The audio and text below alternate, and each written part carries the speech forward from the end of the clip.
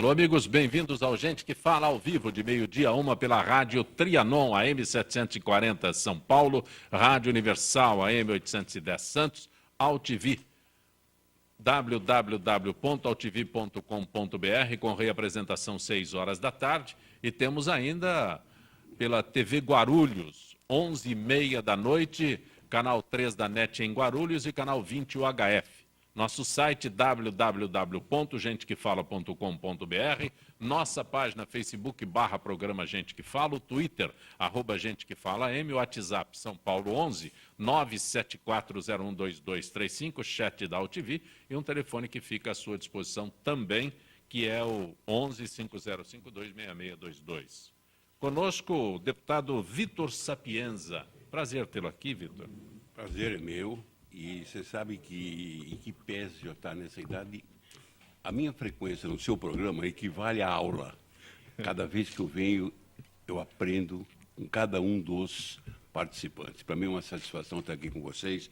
Eu vejo aqui o Sérgio Jafé, o FOC, fiscal da Receita Federal, e o delegado da Polícia, Rubens Rezende. Para mim é uma satisfação aprender um pouco mais, porque eu acho que o fato de você continuar vivo é uma forma de aprender.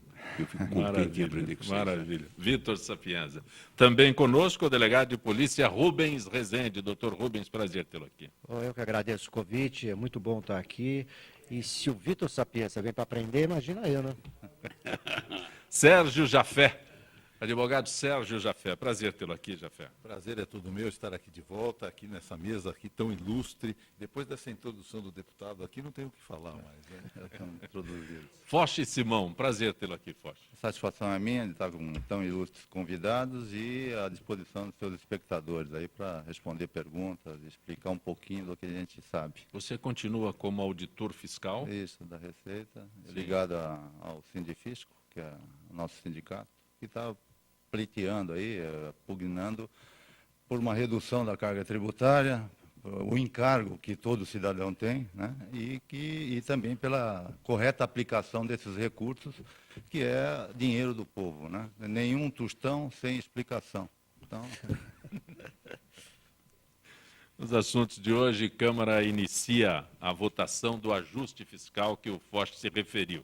Com as galerias do plenário repletas de sindicalistas, a Câmara dos Deputados deve começar a votar hoje à tarde as duas medidas provisórias que restringem uma série de benefícios trabalhistas e previdenciários, as MPs do ajuste fiscal. Foch, eu gostaria que você abordasse logo este assunto, por favor. O outro lado do tributo é o emprego do tributo, né, que é o orçamento da União, ou dos estados ou do município. Esse orçamento ele é restrito. Restrito ao quê? À captação do governo. Se o governo não tem esse dinheiro para empregar, ele vai ter que emprestar. Emprestar vai causar maior déficit público. Quer dizer, esse déficit é a dívida do Estado, do município ou do governo central. Quem vai pagar isso é o cidadão. De alguma forma ele vai pagar com sangue, suor ou lágrimas, né? E uma parte do patrimônio. Então, esse ajuste visa tornar o Brasil também competitivo. O Brasil tem um problema de competição na exportação de seus produtos. Quanto mais caro, mais encargo tiver sobre esse produto, seja trabalhista, seja impositivo, mais difícil é vender lá fora. E como é que nós recebemos divisa? É vendendo o máximo possível de produtos fabricados aqui lá fora, e que vão dar mais empregos para o cidadão e acarrear mais dinheiro para os cofres públicos e para o país. Com isso, o país cresce, a população se torna melhor, né, em questão de capacidade econômica e há um desenvolvimento natural pelo emprego desse dinheiro em estudo, em escolas, em ensino, em faculdades, em pesquisas, né? Então, para isso, precisa reduzir certos encargos. Alguns encargos realmente são despropositais perante o mundo. A China, por exemplo, o pessoal trabalha, até pouco tempo, trabalhava por comida. Então, você não tinha nenhum encargo, a não ser a cama quente. O sistema cama quente era que, enquanto um estava trabalhando, o outro estava lá descansando. Na hora que cessava o período de trabalho, ele vinha, a cama estava quentinha, o outro levantava para trabalhar. Com isso, a China dominou o mundo. Economicamente, mais 10, 15 anos, ela é o país com o PIB maior no mundo, né? E nós não, nós estamos regredindo. Nós tínhamos uma indústria grande, hoje a industrialização está reduzida, nós exportamos muito pouco, temos tido déficit na balança aí, o superávit que houve foi porque nós importamos menos por falta de dinheiro, pela crise econômica. Então, algumas dessas medidas são necessárias. É um sacrifício, obviamente, isso em toda a história, em todo lugar. Quem é mais sacrificado é o que tem menor poder aquisitivo. Isso aí faz parte da história. Vitor, essa também é a tua área. Aqui, ainda que na esfera do Estado. Não, eu queria te dar uma ênfase ao porquê dessa reforma. Eu acho que nós temos que consertar uma série de erros que foram feitos ao longo dos anos. Uma série de mentiras. Nós mentimos referente à energia elétrica, nós mentimos referente a, de repente, a gente quer dar refeições gratuitas, não existe. Tudo isso foi um custo exagerado. Eu costumo dizer o seguinte, o Lula teve uma grande decisão quando ele mexeu com a classe D e E. Porém, nós brasileiros, estamos acostumados somente a ter direitos e não temos obrigações, o cara sai da D, ele já quer passar para A, sem fazer aquilo que nós, ao longo dos anos, tivemos que fazer. Nós estamos conquistando um espaço aqui, um pouco lá, um pouco lá. De repente, a gente sente. E a gente começa a sentir esse tipo de problema com as falhas da nossa educação. Você vê esse problema hoje da dengue. Por que é isso? É falta de educação. Ninguém liga para a educação. E dentro desse quadro, eu sei que nós temos que dar espaço para todos. Eu queria completar aquilo que o nosso auditor colocou bem. Você propôs aqui, são 2 assuntos que vão ser discutidos. O primeiro, eu tenho uma série de restrições aos benefícios trabalhistas e previdenciários. Aí tudo bem. Meu temor, pelo fato de eu ter galgado algumas posições, na hora que você vai fazer uma reforma em que você, de certa forma, vai privatizar algumas atividades, você vai dificultar o acesso dentro da empresa. Por exemplo, eu entrei como escriturário, depois de você chefe, depois de você diretor. Na hora que você vai privatizar tudo isso, você vai diminuir a possibilidade da pessoa crescer dentro da empresa. Então, eu temo, primeiro, quanto à reforma fiscal, totalmente de acordo. Quanto a essa parte de benefício trabalhista e previdenciário, eu acho que nós temos que discutir um pouco mais isso, porque, de certa forma, traz uma vantagem, porém, nós vamos dificultar o aperfeiçoamento do funcionário, porque eu vejo o seguinte, eu entrei primeiro, eu fui escriturário, depois eu fui auxiliar fiscal de renda, depois fui fiscal, e assim fui galgando uma posição. A mesma coisa acontece nas empresas. Você entra como escriturário, na hora que você privatiza toda essa, você vai dificultar o aperfeiçoamento do funcionário. Esse é meu temor. Quanto à reforma fiscal, nota 10 pela colocação que foi muito bem feita pelo nosso auditor. O Sérgio Jafé, que é especialista em direito tributário, como advogado, também analisa isso. Na verdade, eu entendo que tudo que for, eu concordo plenamente com o Dr. Foch, eu entendo que o que for possível para desonerar em termos de encargos sociais, que isso leva à informalidade, leva a que a própria empresa, que o próprio contratante não possa ser competitivo, é como muito bem colocou em relação à questão da China. A China não tem, lógico, também não vamos chegar a extremos, mas a China, como não dispunha de encargos sociais, eles têm um preço muito mais competitivo do que nós temos. Então, nós temos uma carga tributária violentíssima e desumana. Eu entendo que hoje o empresário, o comerciante são verdadeiros heróis. O empreendedor aqui no Brasil é verdadeiro herói, porque tem que matar um leão por dia, principalmente no final do mês, para dar conta de tudo isso. Então, eu acho que qualquer medida que venha a promover a redução da carga tributária, dos encargos, principalmente trabalhistas, eu sou favorável. Só sou desfavorável com relação ao previdenciário, porque tantos anos de contribuição que as pessoas pagam para, de repente, chegar no final de 35, 40 anos de serviço prestado e receber aquela exígua remuneração a título de aposentadoria. Rubens. Bom, eu não sou especialista na área aí, mas estou acompanhando o debate e eu acredito que a conversa está se encaminhando para o lugar certo, né? Eu vejo o seguinte, que estou vendo aqui, que os sindicalistas, eles são muito contra os benefícios trabalhistas. Isso aí para ele é uma cláusula que não pode mexer, fazem greve, uma série de coisas. Mas acontece que ao manter esses benefícios, o que está se perdendo? É o emprego.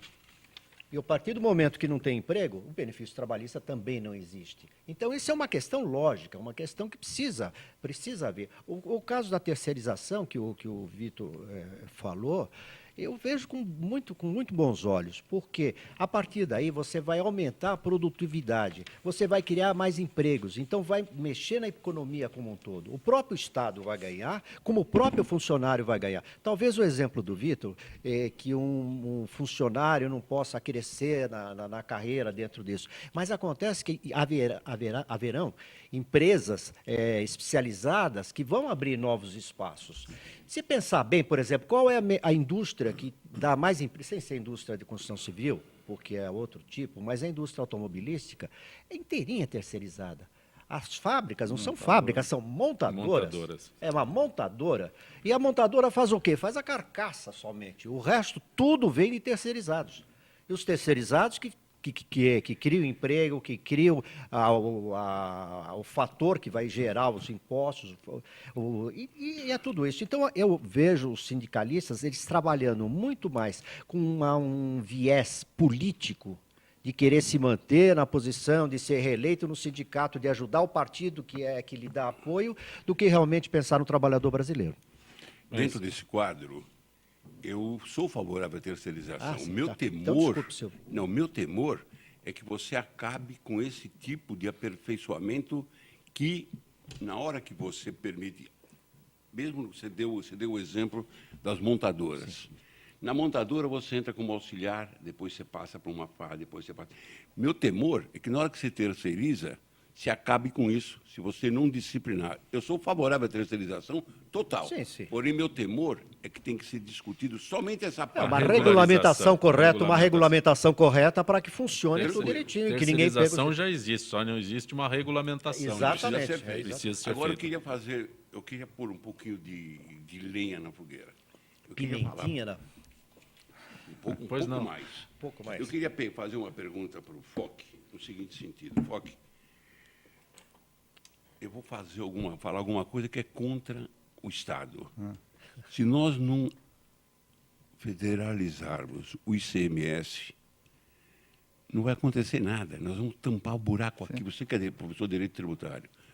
Não dá para ter 29 regulamentos de ICMS. Na hora que você federaliza ele, você acaba com a guerra fiscal. Sim. Você tem condições de fiscalizar e diminuir a alíquota. Só que precisa ter muito peito. Muita coragem para fazer. Que eu acho que a minha tese de mestrado na GV é justamente o VAT, né? o Imposto ao Valor Agregado, que era unir o IPI, o ISS e o ICMS e as contribuições que tem a COFINS, né? Todas num imposto só, com legislação federal e já distribuído conforme o ente federativo. Então, o que é serviço ia direto para o município, o que é comércio ia direto para o Estado. E o que for indústria, uma parte da indústria e importação, que for de comércio exterior, ia direto para a federação. Se facilita agora, a fiscalização, facilita a distribuição. O dinheiro já seria distribuído automaticamente automaticamente. No próprio município, segura, o Estado segura. Recolheu ali sobre o valor agregado sobre ISS, supostamente já iria para o município. E isso acabaria com guerra diminui fiscal. 20% a 30% da carga E tributária. melhoraria a Vitor, fiscalização. deixa eu colocar um E negocinho. essa substituição tributária também, que é um absurdo, né? Esse é outra É um absurdo. Desculpe até interromper. é Deixa eu só fazer antecipação, só um né? reparo. Eu pus lenha, né? Deixa eu Pois, só fazer um pois. reparo. Eu não sou especializado em direito tributário, é imobiliário. Imobiliário. Não, tudo bem. Eu só Mas, estamos Foch, até onde conflita ou convergem o ajuste fiscal que está em discussão e a reforma tributária? A reforma tributária, hoje em dia, no Brasil, seria a solução de quase todos os problemas brasileiros. Tranquilo. Geraria mais recurso para investimento, atrairia mais investidor estrangeiro, porque já sabe qual é a regra certinha, não vai criar nada de repente. E melhoraria até a questão do pagamento, seria mais justo, porque existe um fator de sonegação muito grande hoje, devido a esse caos tributário que existe no Brasil. Agora, quem é que vai abrir mão?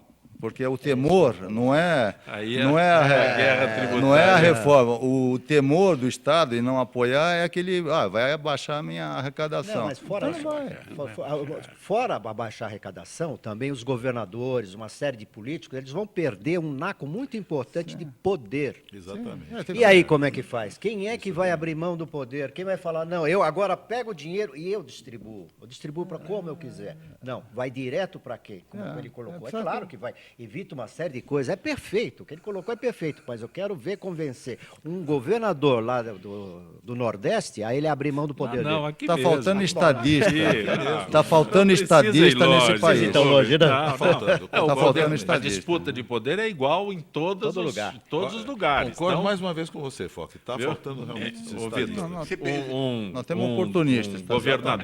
Um governador lá no norte do país, no Nordeste, na região sul, tem a mesma necessidade e ambição que o governador do estado de São Paulo. Ou ele não se sustenta. Sankofa, posso fazer uma declaração de meia-culpa? O Jafé vai me xingar.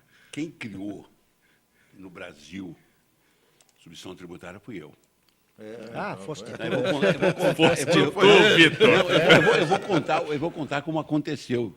Deixa eu só furo. parabenizá-lo pela sua coragem. Não, eu vou contar como furo. Existia um senhor, eu era assistente fiscal da Secretaria da Fazenda de São Paulo. Um dia ele chegou para mim e disse o seguinte: Vitor, o cigarro é tabelado, vinha o preço. Por que vocês não fazem o seguinte? Por que vocês não fazem com que o cigarro não seja mais tributado e a fábrica paga o imposto na hora que sai? Cheguei para o Benedito Aparecido Pereira da Silva, que era o coordenador, falei, olha, vamos fazer uma experiência nesse sentido, assim. Porra, boa ideia, vamos pôr. E fizemos isso. A seguir, a Que Bom, que vendia o sorvete nos carrinhos, chegou para mim e falou, Vitor, por que vocês não fazem a ideia de fazer a mesma coisa com o sorvete? Já saía tabelado, lembra? E fizemos a mesma coisa. O resto que foi feito, eu não tenho culpa. Mas o início fui eu que criei. Quem acendeu o pavio. Tem hora que eu me penitencio disso daí. Agora também não dá. Mas não é o correto? A ideia é boa, a ideia é boa. de imposto único. Não. A substituição é a antecipação do imposto. Não é o imposto único, é a antecipação. Em vez de eu vendo para você, em vez de eu vender e você pagar, eu já recolho por você e já... Eu sou jornalista e minha função é fazer pergunta absurda. Aí você Isso é uma antecipação. A forma de controle, do controle na substituição é muito mais fácil. No caso que ele citou, por exemplo, ia lá na empresa, uma empresa só fiscalizava essa empresa, mas não fiscalizar cada ponto de venda para saber se estava recolhendo imposto ou não. Ela cobra imposto da cadeia. Ele fabricou Em vez de toda cada um da cadeia, cadeia paga pagar, na frente. ela Agora, cobra. há distorções. Tranquilo. Pega um automóvel, a empresa, a montadora paga. Depois, na hora da venda, o que a concessionária, ela pode dar um desconto, ela pode vender por um outro preço, aí dá uma diferença. Essa aí começa diferença, a quem é distorção. que vai controlar, quem é que vai Aí seguir já dá isso aí? distorção. Aí dá uma discussão danada.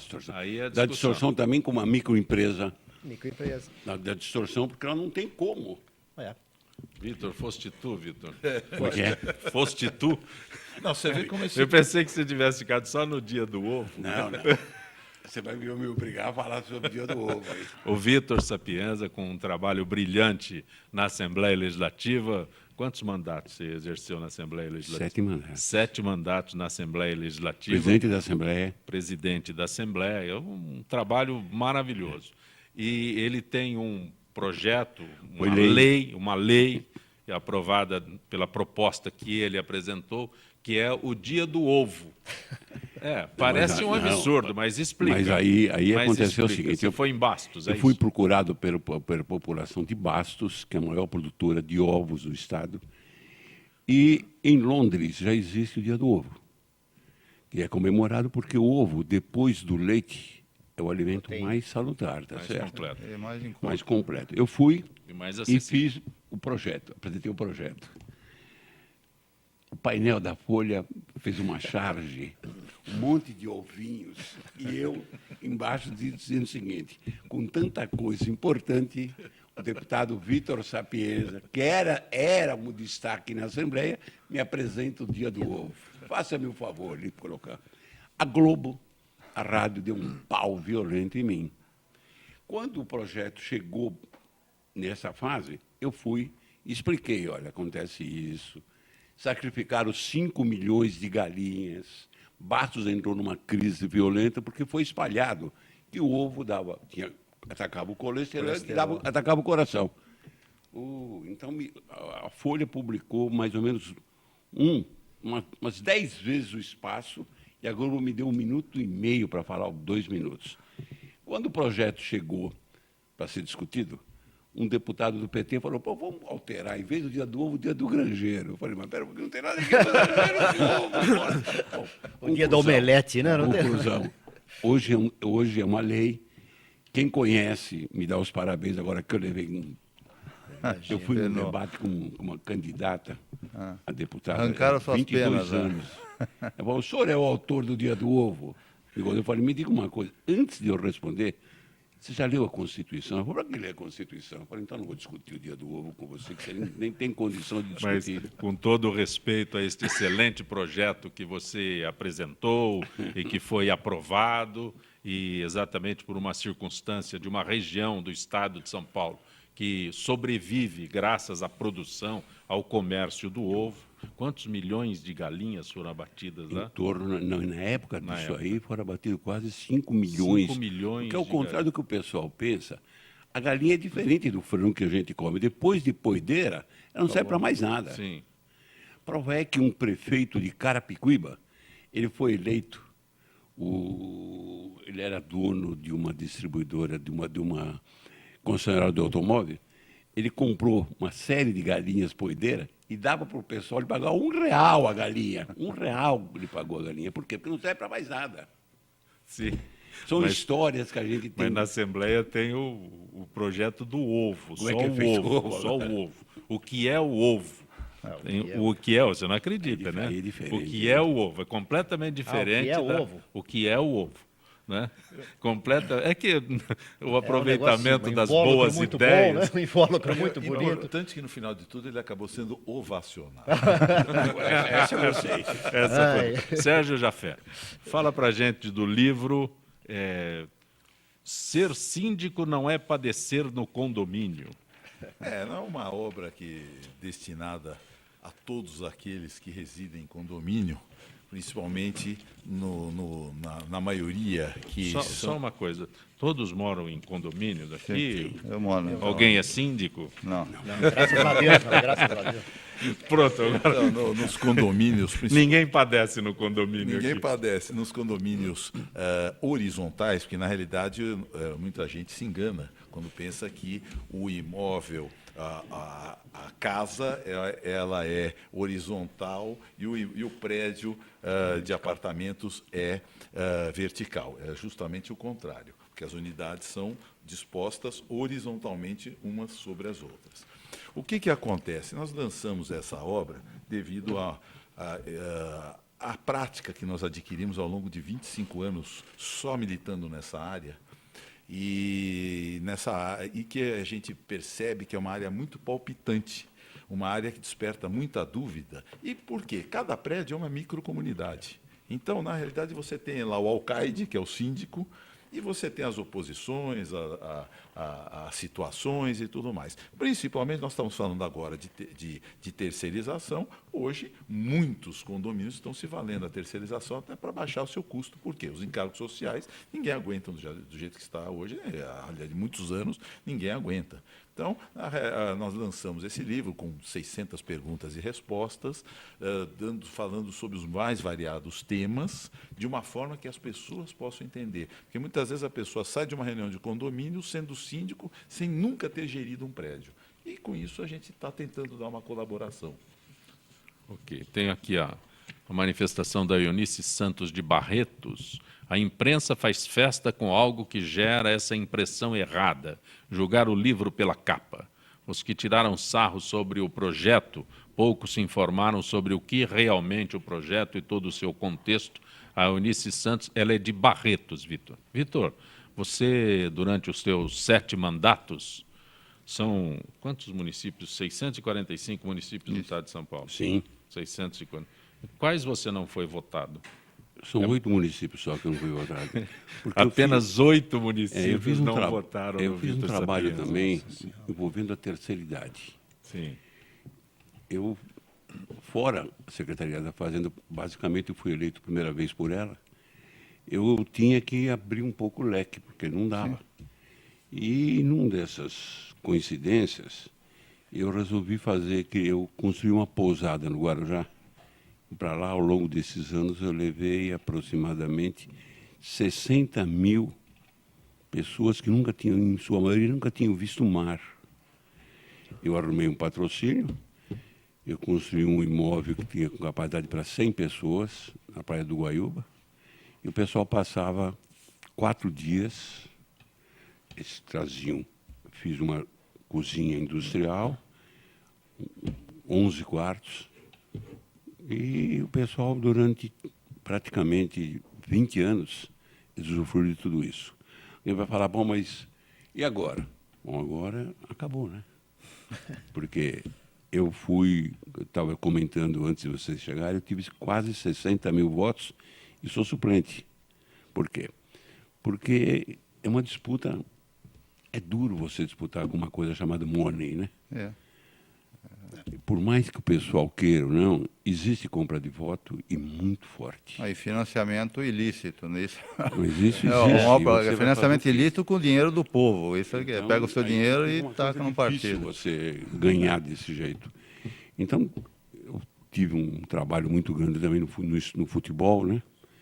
Vai falar de futebol hoje? Você falou para mim, mas eu sou palmeirense, eu fazer o quê? Não, foi prometido que ninguém ia falar Mas isso. ele hein? tem um excelente trabalho Ah, no sim, futebol. futebol né? amador. Tive um futebol amador. Eu construí em São Paulo praticamente uns 6 ou 7 estádios de futebol através de colaboração com o governo. Principalmente na Zona Norte tem 3 campos. Próprio na Vila Maria, aquele campo do Benfica, fui eu que era a área. Porque o grande problema, o pessoal, infelizmente o brasileiro, ele pensa só no dia de hoje, ele não pensa no dia de amanhã. Então você vê, nós estamos comentando, assim, a guisa de colaboração, essa entrevista do Odebrecht, né, essa semana, ele diz o seguinte, que está se discutindo um desvio de 6 bilhões de corrupção. Mas está se esquecendo de discutir quase 50 bilhões de incompetência administrativa. Porque o brasileiro, a gente de repente pensa e vê aquela frase do Rui, né? Que entre um juiz corrupto e um juiz competente, muitas vezes ele preferia o juiz corrupto, que ele era competente, mas corrupto. O outro era incompetente e honesto. Muitas vezes é capaz de a gente ter que preferir. É uma temeridade que eu estou dizendo. Eu gostaria que o pessoal entendesse bem. Entre uma pessoa incompetente e honesta e um cara competente e desonesto... O prejuízo é menor, né? O prejuízo é menor dentro de um quadro desse daí. Então, dentro do quadro brasileiro. Infelizmente, dentro Lamentavelmente, lamentavelmente, a gente roubo começa a mais pensar... fácil, aí coisa assim. E aí A frase vem... é terrível. Aí a gente chega frase é triste. até o descobrimento do Brasil. que É a o cara fotografia daqui não do tem país. vida. É a Mas é que agora fotografia do virou país. rouba e desvia. Antes era rouba, mas faz. Você está acompanhando gente que fala pela rádio Trianon, AM 740 São Paulo, Rádio Universal, AM 810 Santos, AltV, www.altv.com.br, com reapresentação 6 horas da tarde, e também TV Guarulhos, canal 20 UHF, canal 3 da NET em Guarulhos. Retornaremos em instantes.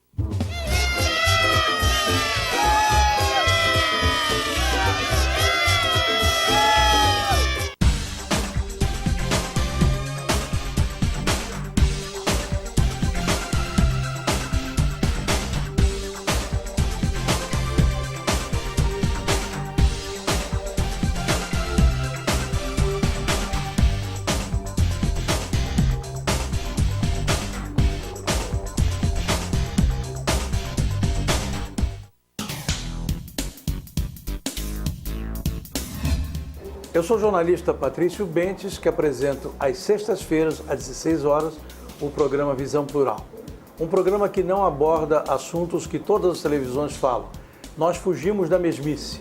Você pode nos assistir só aqui, na TV da internet.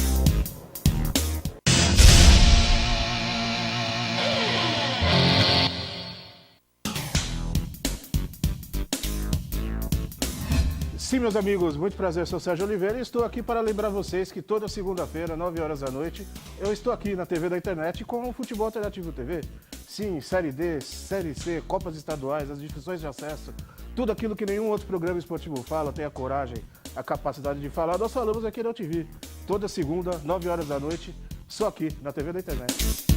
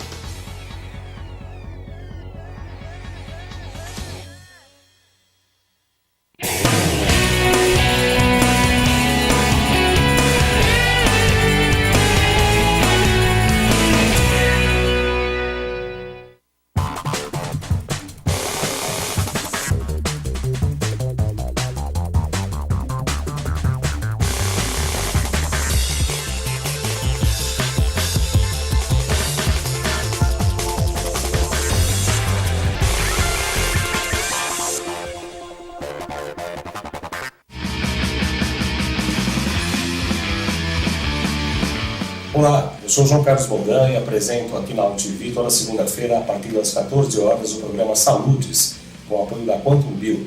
Falamos das medicinas ancestrais, como a acupuntura, que é a minha especialidade, mas também de medicina quântica, biorressonância, biofísica, para a qualidade de vida e saúde. Venha com a gente toda segunda, às 14 horas, aqui na AltV.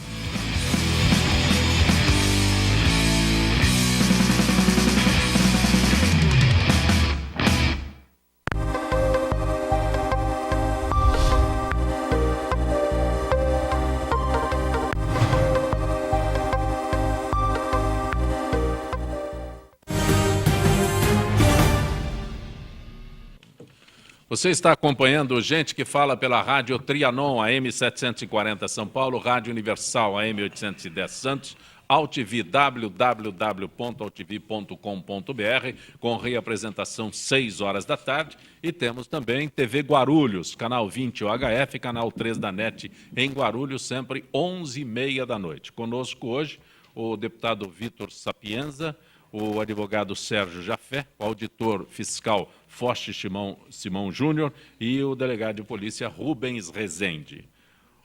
O pessoal que está mandando as suas mensagens para cá, a Eunice já me referi, Neuza do Tatuapé. E a dengue, hein, Zancopé? Agora tem um novo vírus, o tal do Zika. É uma Zika mesmo para o estado como o nosso ser devastado por essa epidemia, aliás, negada pelo Ministério da Saúde. Acorda, Brasil, acorda, diz a Neuza do Tatuapé. O Ministério da Saúde não concorda com os números internacionais, né? O Brasil tem números próprios, né, Neuza? Então, é isso que as pessoas não entendem. O Brasil tem a sua própria forma de contar as vítimas da dengue, lamentavelmente. Então, aqui é bem distante. Quando interessa, é bom. Quando não interessa, não é bom. Nalva da Lapa, vocês deveriam estar debatendo a alta da conta de água em São Paulo. Alta novamente, uma vergonha para essa gestão. Uma vergonha quando querem fazer racionamento dia sim, dia não, depois culpam o cidadão aumentando a taxa. Onde vamos parar? A Nalva da Lapa. Aliás, Nalva, Sabesp, né, ela recebeu autorização para aplicar reajuste imediato de 15,24% da conta da água. Valor, apesar de acima da inflação, que é de 4,63%, desde o último aumento, está abaixo dos 22,7% pedidos pelo governo Alckmin. O governador queria, né, mas deram só 15%. Como são bons, né? É muito bom, hein? Fico contente, que o governador queria 22%, né, mas estão dando só 15%. 22,7. 22,7. Deram 15, quer dizer, deram quanto deram aí? 60% do que ele pediu. Tá bom, né? Tá bom, mas e não é a única conta que subiu. Estamos falando da água aqui, mas e a conta da luz? Gás. Que era do gás. Mas a da luz, principalmente, que era um negócio que não ia subir, que ia baixar, que gastaram tudo, que houve um desarranjo total em todo o sistema. Porque essa conta da água aqui, eu não sei há quanto tempo que ela não sobe. Talvez haja aí, eu não sei. Talvez, porque quem autoriza é o controle das águas, né? Tem um instituto aí que É uma agência. Uma agência, exatamente. O nome correto é uma agência. Uma agência que vê isso aí. Autorizou 15%, deve ter alguma razão. Agora, a conta da luz, por exemplo, eu ouvi na televisão que ia baixar. Hoje subiu mais de 50%.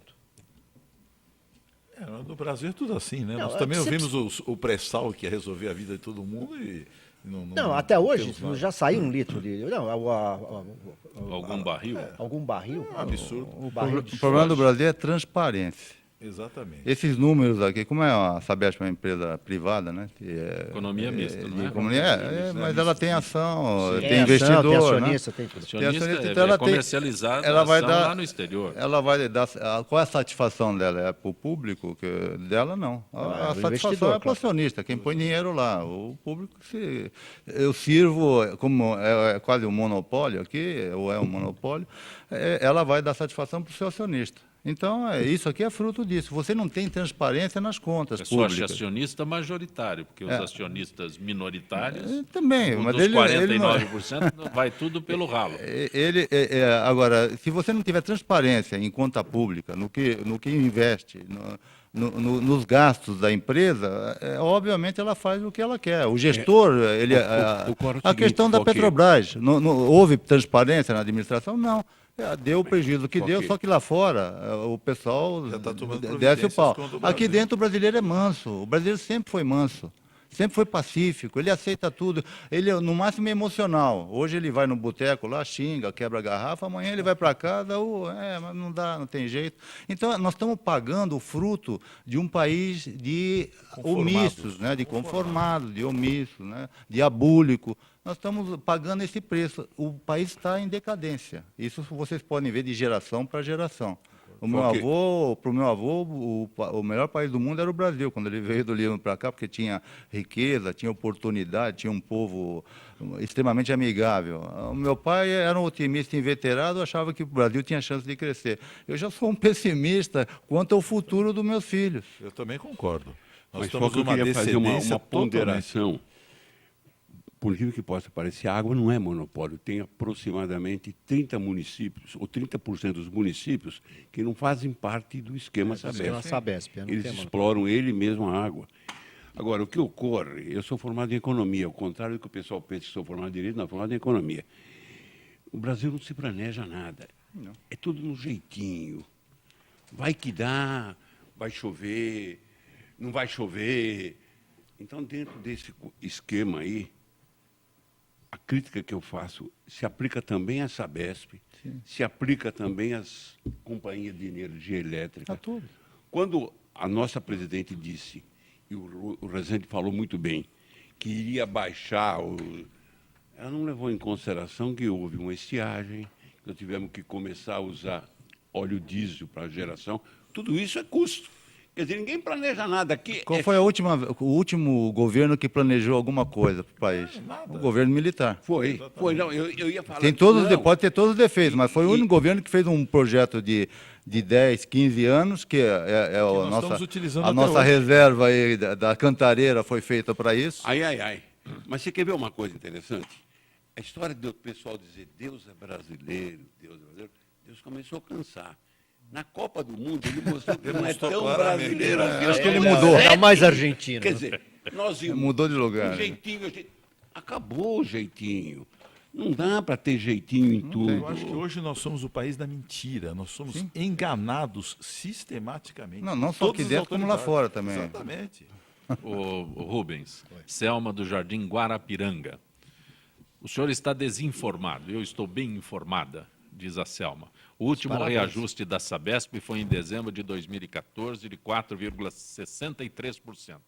Na sua casa tem água? Na minha, não. Ganhei o tal bônus por economizar água e agora vem com essa.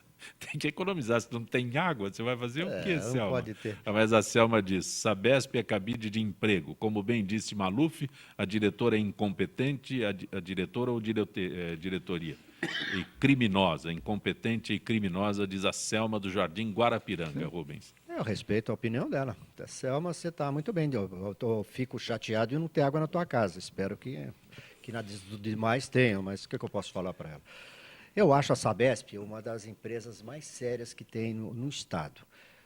Talvez no Brasil. É uma empresa grande, eu conheço bem porque tenho alguns amigos que trabalham lá, tem alguns diretores que são amigos.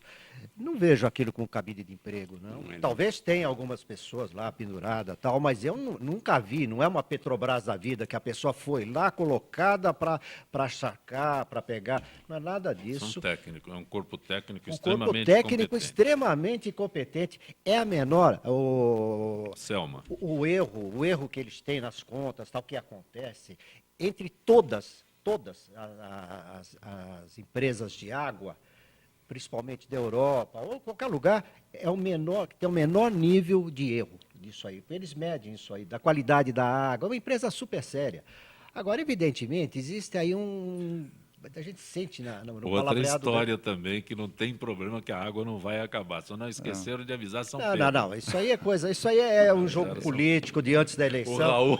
O Raul disse que tirou São Pedro da casa dele. porque Tirou.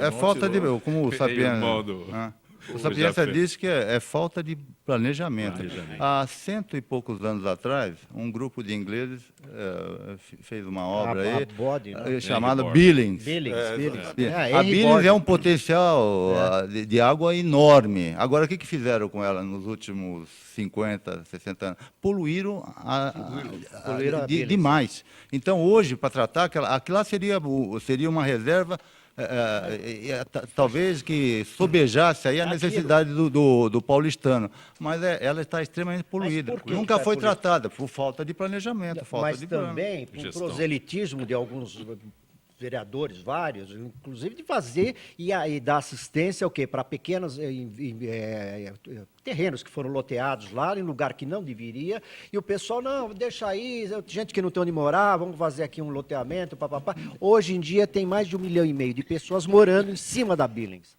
Então isso aí é proselitismo também, é um proselitismo que não dá, as coisas precisam começar a ser mais sérias. Não adianta querer falar, não, aumentou aqui, aumentou lá, então a culpa é desse governo, daquele governo. Não é. Proselitismo é que faz isso. Quero saber quem é que levou esses empreendimentos para lá. Quem que botou 1,5 milhão de pessoas lá em cima? Quem levou a Exatamente. omissão do poder Eu acho que público. o poder Omissão do público poder devia, com toda certeza. Claro. deveria gerir isso como se fosse uma empresa. Como o particular faz. O particular gere as suas contas todo fim de mês, gere as suas metas. Aqui não tem meta, não tem planejamento. É como ele falou. Aqui não tem dono, Falou não muito tem bem. dono. Olha, Você não tem quem meta. melhor que fez uma colocação Não tem foi meta. o Fock. O Fock falou o seguinte: falta liderança, nós não temos líder nenhum aqui. Eu lembro bem, presidente, e você acompanhou, eu era presidente da Assembleia. Greve dos professores.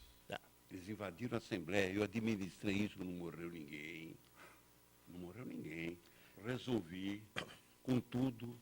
Vitor, posso fazer uma perguntinha para você? pode. Na época, a greve dos professores era feita por professores.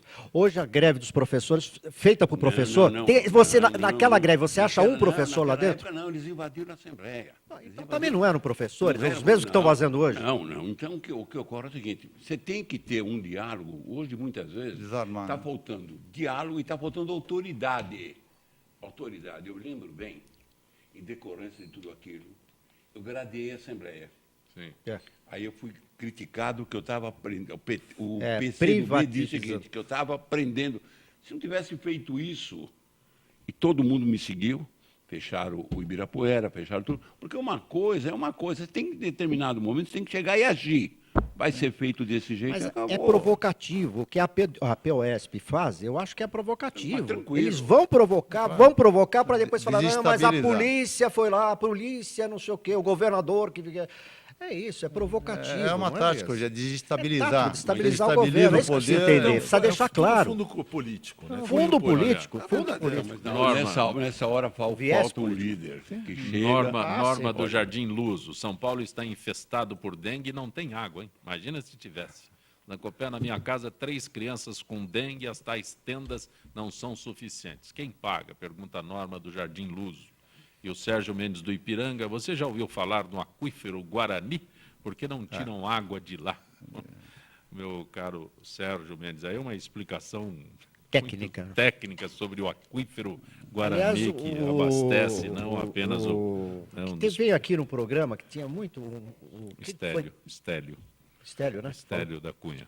Que falou muito bem sobre isso, explicou, mostrou.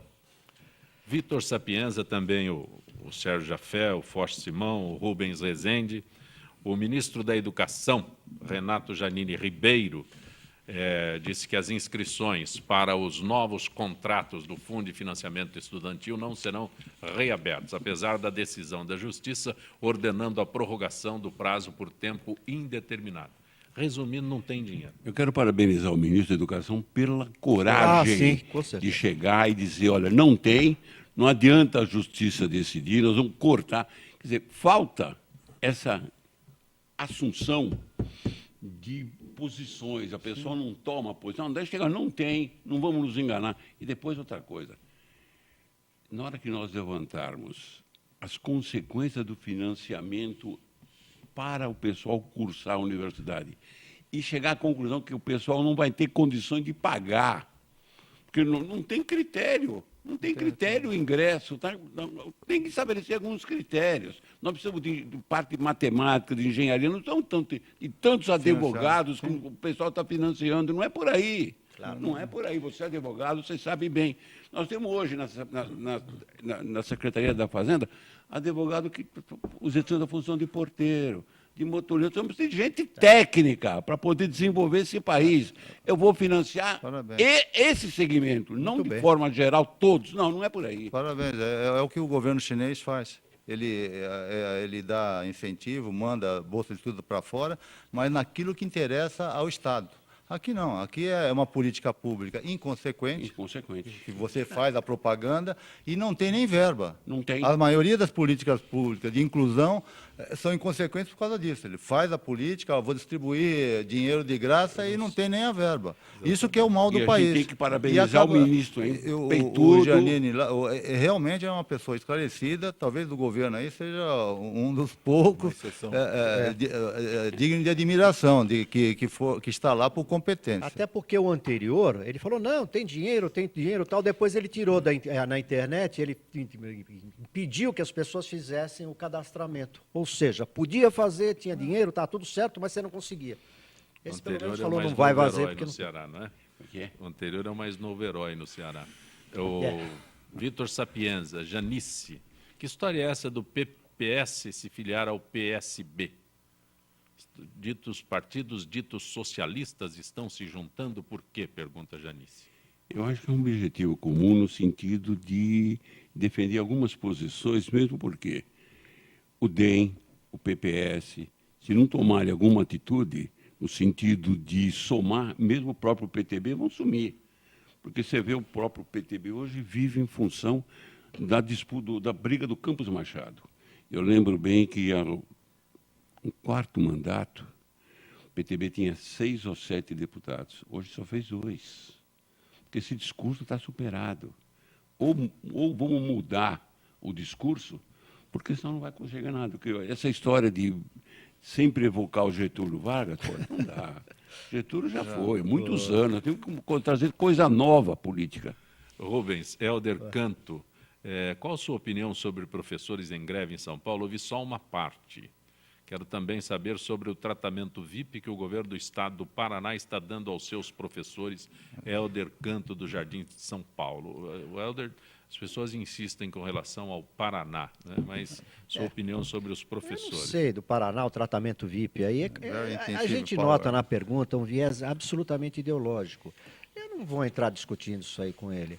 Eu trabalhei num prédio na Rua da Consolação e toda vez que se aproximavam as eleições, não dava para sair do prédio porque tinha a POSP vazando dos professores. Eu cansei de ficar na porta do prédio esperando passar os professores. Eu olhava lá, eu nunca vi um professor. As pessoas às vezes paravam aquele negócio, paravam o carro lá, subia uma pessoa que não sabia falar português direito, não falava erros crassos, a pessoa sem dente de sandália de dedo, camiseta, com uma camisa vermelha e uma bandeirinha de um partido de esquerda.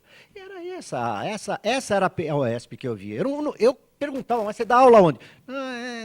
Ninguém falava nada. Então, eu acho o seguinte, é um movimento de político com o intuito de desestabilizar o governo para tirar um pouquinho da atenção do que está acontecendo em Brasília. A minha leitura é essa. Estou certo ou estou errado, não sei, mas é a minha leitura. E eu presenciei essa última aí, onde já se viu professor pegar ariete para tentar entrar no prédio aqui na Praça da República, na Secretaria. O Mário Covas, quando era governador, ele falou, eu vou entrar. Daí os caras, não, você não vai entrar aqui não. Ele entrou, apanhou, quebrou a cara, mas ele entrou. Daí fecharam aquele de tal forma para que ele saísse pelos fundos. Ele falou, aquele espanhol, né, que era... Falou, não, eu vou sair pela frente. E saiu pela frente. Se machucou todo, se arrebentou, mas saiu pela frente. São professores que fizeram isso? É possível. Então, a minha visão é essa. Agora, é muito fácil falar, os professores foram muito tratados como VIP lá no... Primeiro, o assunto que estava sendo discutido lá não era nem sequer referente a professor, era sobre a Previdência Social. Eles aproveitaram... Por quê? O governador não é do partido... que é ligado à CUT, que é da POS. Mas há um problema sério com educação no Brasil, a pátria educadora. Pode ser qualquer outro do mundo, menos a nossa. Eu sou do tempo que professor e professora era bom partido. Casar com professor, o cara se dava bem. Funcionário do Banco do Brasil. Tinha um salário digno. Tinha um salário digno. Hoje, Digno é o termo. eu acho que a questão deve ser até federalizada. Você tem um piso... Totalmente de acordo. Porque é inconsequente certas categorias terem um salário muito... razoavelmente bom, e o professor ganhar a miséria que ganha, fora a estrutura que ele trabalha. Tem professor que apanha. Né? Então, qual o sala de incentivo aula. em ser professor? Nenhum.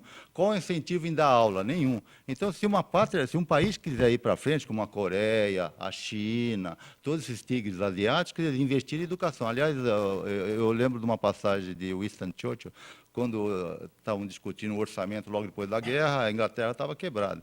Aí, não, orçamento para a saúde, orçamento para isso. Ele falou, não, a maioria do orçamento vai para a educação. Uma pátria educada cuida da sua saúde, cuida dos seus afazeres de direito. Então, E as é essa a escolas questão. deviam ser tempo integral, principalmente as públicas. Deviam ser tempo E o integral. professor ser dignamente pago, quer dizer, talvez Remunerado. federalizar essa questão, né? Com eu- verba, em vez de eu jogar, acho até- jogar dinheiro aí pela Olha, janela, eu acho que dar por dinheiro em acima- marmita, dar dinheiro para a educação. Eu acho Acima que da reforma.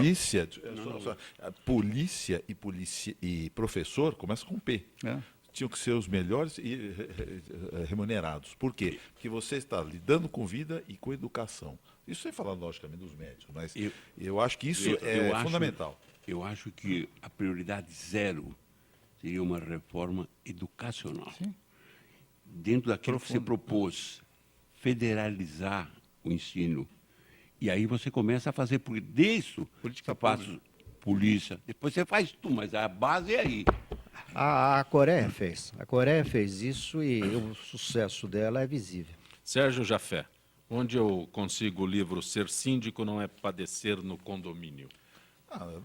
Graças a Deus já estamos aí na segunda edição. O livro foi lançado em novembro de 2014 e estamos aí nas principais livrarias. Fizemos até o lançamento na Livraria Cultura.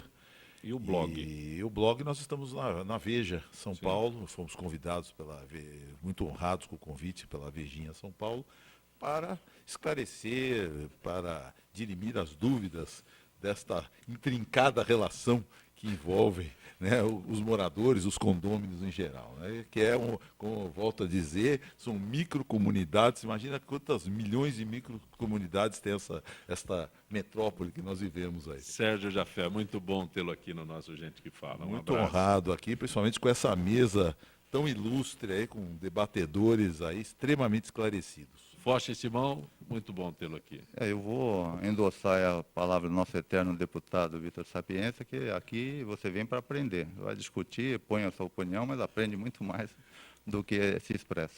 Rubens Rezende. É sempre um aprendizado mesmo e é muito bom estar aqui. Obrigado e boa tarde a todos. Vitor Sapienza. Mestre Zancopé, Você obrigado é muito por gentil, por sim. você ter permitido que os alunos aprendessem concomitantemente entre todos. Percebeu que não abordei o seu Palmeiras, hein? Obrigado por isso. Viu? Gente que Fala tem na direção-geral o jornalista Fausto Camunha, a diretora de produção Zenilda Salvato, a redação Raela Brandão, Pedro Esquiavão, na pauta José Carlos Sicarelli, produção cultural Ricardo Godoy, na rádio Trianon, Benê Benê, Cléo Rodrigues, Neildo Neres, Ricardo Valim, na direção da UTV, Alberto Luquete, na técnica James Eduardo, Marcelo Fontan, Sérgio Oliveira e Iago Matsumoto. Estaremos de volta amanhã, meio-dia. Gratos, até lá.